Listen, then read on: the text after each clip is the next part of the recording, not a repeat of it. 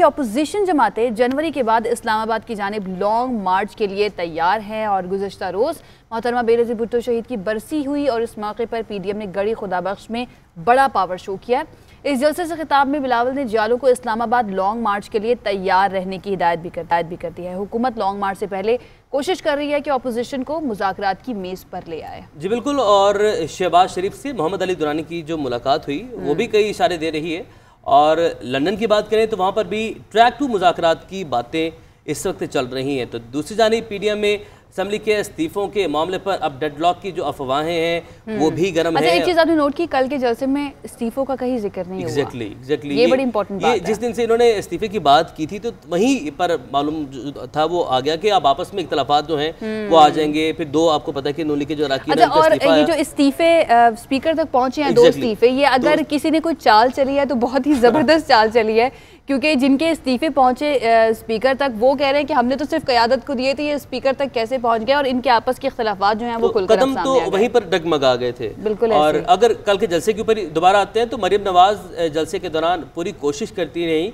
कि तासुर दिया जाए कि पीडीएम मुत्तफिक और मुत्तहिद है और किसी किस्म का कोई इख्तलाफ नहीं है, जो कि इख्तलाफात की बातें हो रही हैं, जिस तरह अभी आयशा भी बोल रही थी। और मरियम नवाज ने अपनी तकरीर में एक बार फिर फ़ौज का जिक्र ज़रूर छेड़ा है और उन्होंने कहा है कि फ़ौज पर तनकीद तब होती है जब इमरान खान की नालायकी का बोझ फौज को उठाना पड़ता है। दूसरी तरफ आसिफ अली जरदारी जो हैं उन्होंने भी काफ़ी कुछ कल बोला है और हुकूमत को घर भिजवाने के लिए सोच विचार कर रहे हैं। कुछ ऐसी खबरें सामने आ रही हैं और इसका इशारा उन्होंने अपने खिताब में दिया है। पीडीएम के रहनुमाओं को मुखातिब करते हुए आसिफ अली जरदारी ने कहा कि कुछ हमसे सीख लो, कुछ हमसे समझ लो।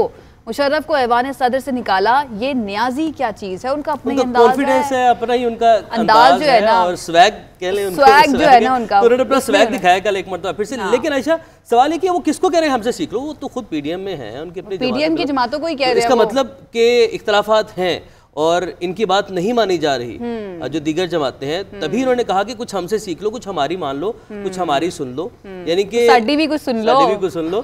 तो बहरहाल उन्होंने जो है ये कल कह दिया है, उनका जो बयान है वो सामने आया। इस हुकूमत को घर भिजवाने के लिए जेलों को भरना होगा, ये उनकी जानिब से तजवीज़ दी गई है। और अपोजिशन की तहरीक किस तरफ जा रही है, क्या अपोजिशन इत्तेहाद इस्तीफ़ों के मामले पर तकसीम हो सकता है, और क्या हुकूमत को घर भिजवाने का दावा करने वाले जरदारी साहब के पास कोई काबिल अमल रोड मैप भी मौजूद है, ये बहुत सारे सवालात हैं। इनका जवाब तलाश करने की कोशिश करेंगे। हमारे साथ हमारे मेहमान होंगे और सेनेटर फैसल जावेद भी हमारे साथ मौजूद होंगे, जबकि सियासी तजज़ियाकार आरिफ हमीद भट्टी भी हमारे साथ मौजूद होंगे। तो सबसे पहले आयशा, फैसल जावेद साहब से बात करते हैं। बिल्कुल ऐसे फैसल जावेद साहब, जो अपोजिशन जमातें हैं उनकी जानिब से अब लॉन्ग मार्च का इशारा दे दिया गया और जनवरी के बाद उन्होंने कहा है कि हम लॉन्ग मार्च करने के लिए तैयार हैं। हुकूमत कुछ कर रही है कि अपोजिशन को मुज़ाकरात की मेज़ पर लेकर आए? मुज़ाकरात की कोशिश तो पहले दिन से हुकूमत की ऑफर है इनको। पहले दिन से, जब से हमारी हुकूमत आई है तब से हमने इन्हें हर मौके पर इंगेज किया है, लेकिन हर मौके पर ही ये अपने साथ वो एनआरओ ले आते हैं कि नैब का जो कानून है उसके अंदर 38 में से 34 तरमीम कर दे। अगर वो नहीं लेके आते, यानी कि एनआरओ से इसको मशरूत नहीं करते, तो हम तो तैयार है मुज़ाकरात के लिए। दूसरी बात रही लॉन्ग मार्च, तो उस पर भी हम इन्हें कहेंगे सो बिस्मिल्लाह करें लॉन्ग मार्च। जी आया नू क्या फ़र्क पड़ता है, पहले भी तो ये निकले थे। तो ये रिपीट ब्रॉडकास्ट है इनका, पहले आए सेल्फियाँ ली, कंटेनर पे वापस चले गए। अभी भी आ जाए, बैठे जितने दिन मर्जी है बैठना है, नहीं मिलना है एनआरओ इनको। अच्छा, हुकूमत ने जिस तरह शहबाज शरीफ तक जेल में पैगाम रसानी में सहूलत दी है, तो क्या आपके ख्याल में इस तरह का कोई राब्ता नवाज शरीफ साहब से भी हुआ है? और ये भी बताएगा कि लंदन में ट्रैक टू मुज़ाकरात की बातें हो रही हैं, इसमें कितनी हकीकत है? देखिए, हम जो भी कहते हैं सामने कहते हैं। हम इनकी तरह माजी में क्या होता आया, माजी में होता आया बैक चैनल डीलें, केसेस ख़त्म। जनरल मुशर्रफ से दोनों ने एनआरओ लिया हुआ है, दोनों के केसेस माफ़ हुए और दोनों ने पहले एक दूसरे को एनआरओ दिया हुआ है। अब है सामने इमरान खान, वो एनआरओ इनको दे नहीं रहे, तो जो होगा वो सामने होगा, कोई बैक चैनल कोई चीज़ नहीं है। ये अपनी एनआरओ की डिमांड से पीछे हटे हम इनको पब्लिक इंटरेस्ट की जो कानून साजी है उसके ऊपर डायलॉग की ऑफर देते हैं, इलेक्शन रिफॉर्म्स और बाकी जो पब्लिक इंटरेस्ट की कानून साजी है या जो रिफॉर्म एजेंडा है उसके ऊपर मोस्ट वेलकम।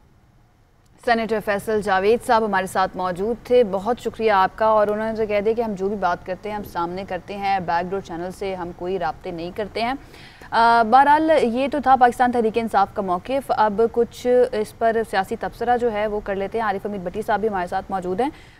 उनकी जानिब जाने से पहले मेरे एक चीज़ हम भूल गए कि कल मौलाना फजलुर रहमान जलसे में मौजूद नहीं थे। ये चीज़ बड़ी इंपॉर्टेंट है। अगर पीडीएम में इख्तलाफात नहीं है तो मौलाना ने शिरकत क्यों नहीं की, जो कि पीडीएम की क़यादत जिनके सपोर्ट है, जो उसके सरपरस्त कहलाए जाते हैं। भट्टी साहब से जान लेते हैं। भट्टी साहब, मरीम नवाज ने गड़ी खुदाबख्श जलसे में ये भरपूर तासुर देने की कोशिश की है कि पीडीएम में कोई इख्तलाफ नहीं है। सवाल ये बनता है कि अगर इख्तलाफ नहीं है तो मौलाना फजलुर रहमान कल मौजूद क्यों नहीं थे गड़ी खुदाबख्श?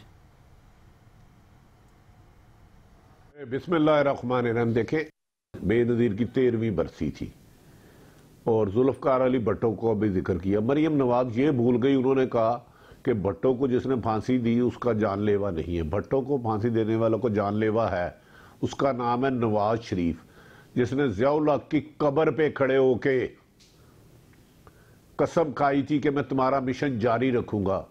उसका मिशन था भट्टो को फांसी देना और पीपल्स पार्टी को ख़त्म करना।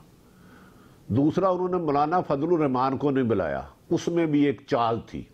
मौलाना फजलुर रहमान का लाड़ करना सक्खर, कश्मीर और इधर इर्द गिर्द के एरिए था और शहरों में खासा वोट बैंक है।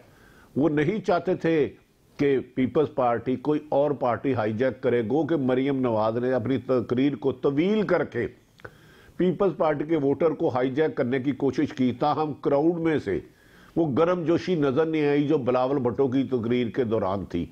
तो मैं समझता हूं पीडीएम का जो इख्तलाफात अब तक हैं, यकीनन हैं, मुस्लिम लीग नून के अंदर हैं। मौलाना फजलुर रहमान नाराज हैं। मौलाना साहब ने खुद इल्ज़ाम लगाया कि लाड़ करना में उनके इश्तिहारात और बैनर डीसी ने फड़वाए हैं और उस डीसी को तब्दील किया जाए, ये इख्तलाफ राय नहीं तो और क्या है। मेरा ख्याल है पीडीएम हक़ाइक़ को मसक करने के लिए खासी मेहनत कर रही है। अच्छा भट्टी साहब, इख्तलाफात की बातों के बावजूद पीडीएम की जो क़यादत है वो इस्लामाबाद की जानिब लॉन्ग मार्च का जो नारा है वो उसी जोश जज्बे के साथ लगा रही है, तो क्या लॉन्ग मार्च हुकूमत के लिए मुश्किलात पैदा कर सकते हैं? अगर पीडीएम इकट्ठे होकर बज़ाहिर जो बादियुल नज़र में आज पीपल्स पार्टी पीडीएम को ट्रक की बत्ती के पीछे लगा रही है, ताकतवर हलकों के साथ अटैच है, उनसे बेनिफिट भी ले रही है, लेकिन अगर ये इकट्ठे होकर इस्तीफे देते हैं और लॉन्ग मार्च करते हैं तो हुकूमत का चलना खासा मुश्किल होगा, हुकूमत के लिए बेहद दुश्वारियां होंगी। ये एक हकीकत है, इसे हमें मान लेना चाहिए।